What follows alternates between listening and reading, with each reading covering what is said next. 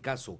De quienes ya pueden solicitar redención de pena están 2 hombres y una mujer que fueron enviados a prisión a mediados de 2012. De parte, digamos, de nosotros los querellantes adhesivos o de las víctimas es lamentable, pero la ley así lo establece.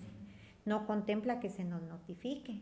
Entonces, suele suceder muchas veces que estos individuos salen libres sin que la víctima sea notificada y muchas veces incluso en la calle uno se tropieza con ellos y ahí se entera uno de que ya el sistema penitenciario los dejó en libertad. Ahorita que nosotros ya estamos alertas, pues vamos a accionar como fundación, porque en este caso fue la fundación la querellante adhesiva. La Fundación Sobrevivientes dice que accionarán para velar porque los condenados cumplan su pena tras las rejas. De alguna manera es preocupante y pues nosotros estaríamos primero informándonos y segundo pues accionando lo que haya que accionar para garantizar que estas personas, si 6 años se les dieron, pues que los 6 años cumplan, ni un día menos, ¿verdad? Ni un día más. La revisión está programada para que se realice en enero próximo con constancias del sistema penitenciario sobre el comportamiento de los condenados. Y un impuesto que grava las ganancias solo para quienes tengan ingresos líquidos por encima de los 5 millones de quetzales anuales es la propuesta que la UNE presentó ante los organismos de justicia del país. La iniciativa pretende recaudar 1.000 millones de quetzales, mientras que el sector privado está en análisis de esta iniciativa. Acá la información. Comienza a tener forma la propuesta para financiar el combate de la corrupción a través de impuestos. La bancada de la UNE citó a las entidades a cargo de la seguridad, justicia e investigación a quienes presentó la propuesta. Consiste en dirigir un destino específico del incremento del impuesto sobre la renta a los estratos altos, prevaleciendo el principio de capacidad de pago. Quien tiene más, pagará más. Lo pagarían única y exclusivamente aquellas personas que tienen ingresos superiores a los 55,000 quetzales mensuales o aquellas empresas que presentan utilidades por más de 5 millones de quetzales, es decir, Para ICEFI, técnicamente la propuesta es viable pues cuenta con un blindaje constitucional, pero tendría un rechazo del lado contrario. Claramente es un impuesto a los ricos, ¿verdad? Y que dejaría intactos a los trabajadores con salarios bajos y a las empresas pequeñas. Si la sociedad guatemalteca considera que esto es un mecanismo justo para financiar el combate a la corrupción y a la violencia, puede que se torne políticamente viable. Dentro de un rango conservador, el impuesto generaría en un año cerca de 1.000 millones de quetzales que se distribuirían a las entidades. Se distribuirían 30% en gobernación, 30% en organismo judicial, 30% en Ministerio Público y el resto 10% en dependencias como Procuraduría General de la Nación, Defensa Pública Penal, Instituto Nacional de Ciencias Forenses, para cerrar el círculo de la justicia y la seguridad en el país. El Ministerio Público, a quien se le adeuda cerca de 350 millones de quetzales de su presupuesto, y el Instituto Nacional de Ciencias Forenses justificaron la demanda de más recursos. La gente nos pide más presencia en el interior de la República, nos piden también que seamos más ágiles en nuestras respuestas. Eso significa más recursos y al final esto entra en coherencia con lo que está pidiendo la población, que es realmente pues una justicia pronta y cumplida. Nosotros tenemos 2.198 fiscales para 16 millones de habitantes.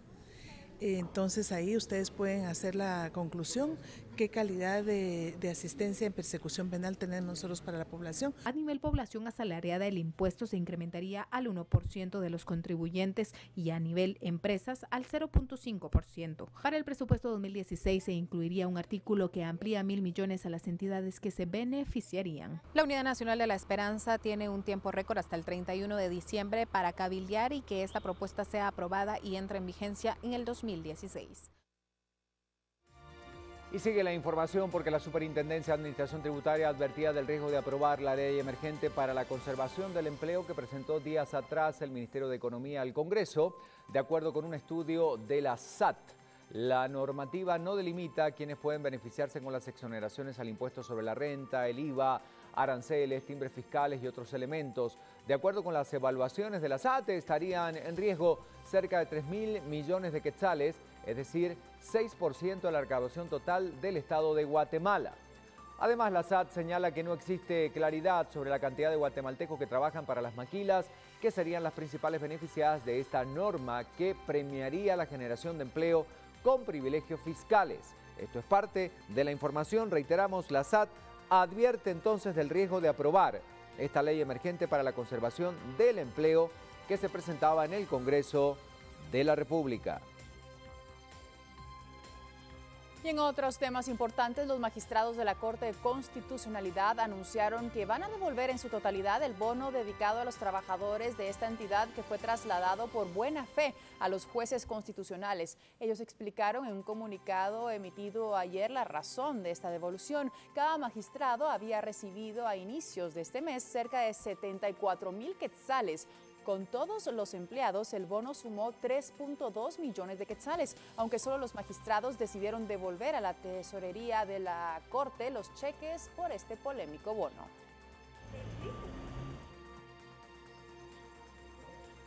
Gracias por seguir con nosotros. Continuamos con la información. Con la intención de proteger los ingresos de las instituciones de la cadena de justicia y en atención de varias organizaciones sociales, un congresista presentaba 3 normas que debieran insertarse en la propuesta de presupuesto 2016 para evitar presiones financieras y políticas a estas instituciones. Hay más detalles al respecto.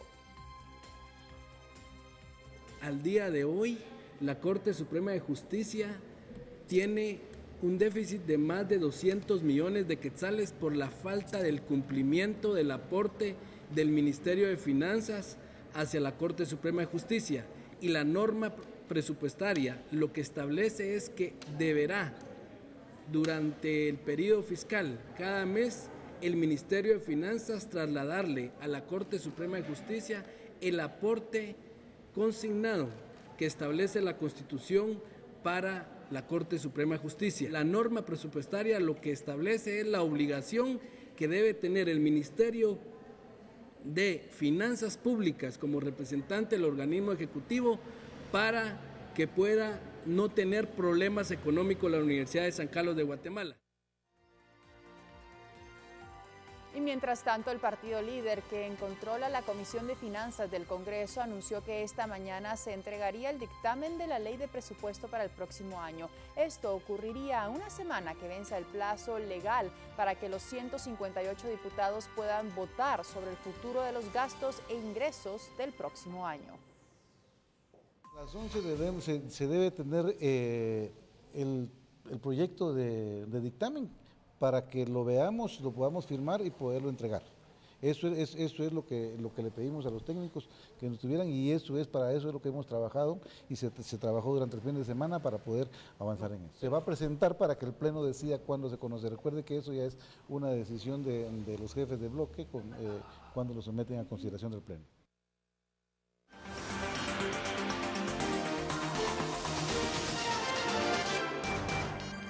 David León, vocero de la Conred, buen día, bienvenido a BLM Noticias. La información siempre primera mano porque el clima realmente nos está preocupando en estos días. La crecida de algunos ríos por las lluvias y esta situación de inestabilidad que se vive en el país. Clima atípico para el mes de noviembre por las incesantes lluvias. David, buen día, escuchamos tu reporte, gracias por acompañarnos, bienvenido. Buenos días, Ricardo, así es, condiciones de clima que son regularmente en el mes de octubre y que se están presentando ahora en noviembre.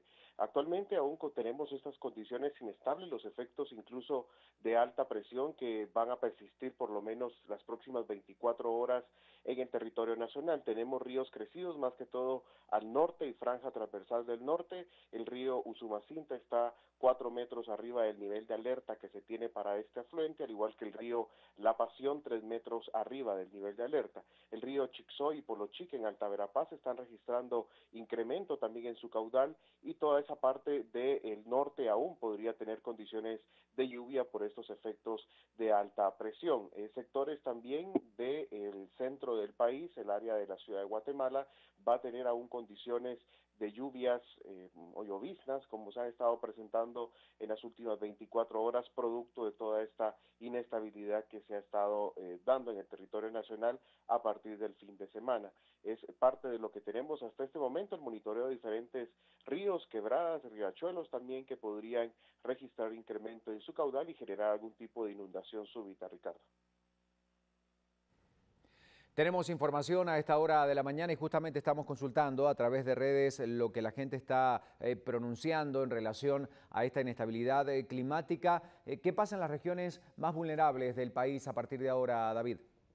Bueno, ahorita lo que corresponde es seguir un monitoreo siempre en diferentes sectores, más que todo en áreas, por ejemplo, de Alta Verapaz, acá en el departamento de Guatemala o el centro de la meseta central, que incluye también sectores de Chimaltenango, Zacatepeques, porque hemos tenido bastante lluvia y esto, sin lugar a dudas, los suelos están saturados también.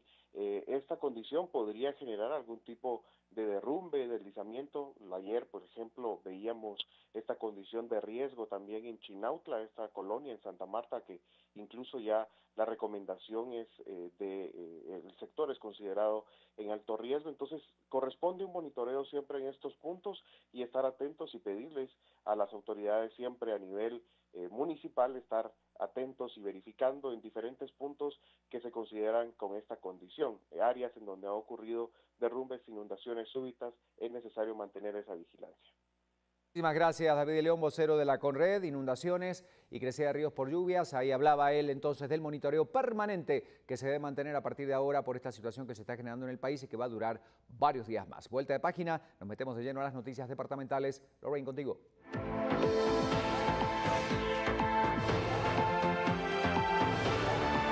Hablando de las noticias departamentales, lo que sucede en el interior de nuestro país, y colocamos en pantalla esta sección departamental de Prensa Libre.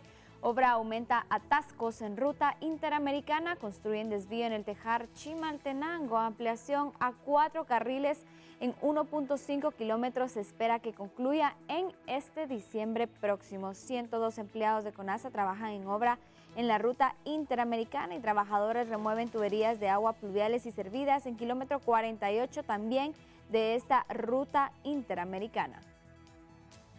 Y los vecinos de la cabecera municipal de Sololá eligieron a su alcalde indígena para los próximos 2 años. Esta autoridad tiene potestad sobre la comunidad que así lo acepta, aunque formalmente no ostenta control alguno sobre la demarcación municipal. Regularmente los alcaldes indígenas tienen mayor capacidad de diálogo comunitario. Los pobladores participaron en el proceso de elección de parte de 11.214 habitantes de 43.642 empadronados aptos para cualquier decisión local en elecciones. Pues agradezco nomás la confianza que han depositado en mi persona.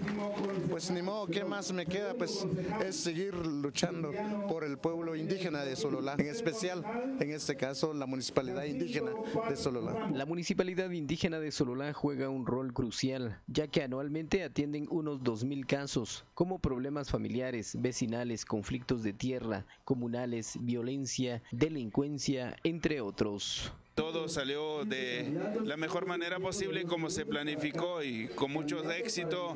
El señor don Tomás Salohuit, representante de la aldea Chaquijá, pues es el nuevo alcalde para el periodo 2016 y 2017, pues la gente confió en él y a través de la confianza depositó su voto. Las autoridades electas tomarán posesión el próximo 2 de enero para un periodo de 2 años.